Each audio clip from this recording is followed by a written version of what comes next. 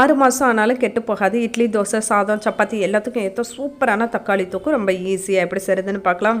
வெறும் வாணலியில் 1 table spoon அளவுக்கு கடுகு, 1 டேபிள் ஸ்பூன் அளவுக்கு வெந்தயம், 20 காஞ்ச மிளகாய் எல்லாத்தையும் நல்லா பொன்னிறமாக வறுத்தெடுத்துக்கலாம். இப்போ அதே கடாயில் 2 குழிக்கரண்டி அளவுக்கு நல்லெண்ணெய், 1 ஸ்பூன் கடுகு, 2 கொத்து கருவேப்பிலை, 30 பூண்டு பல் எல்லாத்தையும் சேர்த்து பொன்னிறமாக வறுத்துக்கலாம். இது கூடவே 2 சிட்டிகை அளவுக்கு பெருங்காயத்தூள் சேர்த்துக்கலாம்.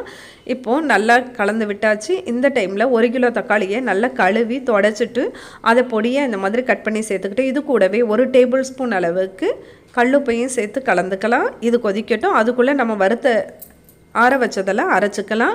இப்போ உங்கள்கிட்ட சுத்தமான புளி இருந்துச்சுன்னா நீங்கள் தாராளமாக அப்படியே சேர்த்துக்கலாம். இது கடையில் வாங்கினது, அதனால ஒரு பெரிய நெல்லிக்காய் அளவுக்கு புளியை கொஞ்சமாக தண்ணி சேர்த்து கரைச்சி சேர்த்துக்கலாம். இது கூட 1 சிட்டிகை மஞ்சத்தூள் சேர்த்துக்கலாம். அடுத்து நாம் பொடி பண்ணி வச்சுருக்கிற அந்த மிளகாத்தூளை இது கூட சேர்த்துக்கலாம். நான் 2 டேபிள் ஸ்பூன் கிட்ட சேர்த்துருக்கேன்.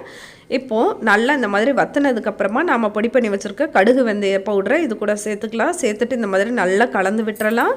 இப்போது நல்லா கலந்து விட்டுட்டு நல்லா எண்ணெய் பிரிஞ்சு வர்ற டைமில் ஒரு சின்ன துண்டு வெல்லத்தை சேர்த்தோன்னா ரொம்ப இனிப்பு, புளிப்பு, உப்பு எல்லாமே டேஸ்ட்டாக இருக்கும். அதுக்காக தான் இந்த மாதிரி எண்ணெய் நல்லா பிரிஞ்சு வந்ததுக்கப்புறமா காற்று புகாத பாட்டிலில் ஸ்டோர் பண்ணி வச்சுட்டு 6 மாதம் கெட்டு போகாது. ஃபுல் வீடியோ வேணும்னா கீழே ப்ளே பட்டனில் இருக்குது, செக் பண்ணி பாருங்கள்.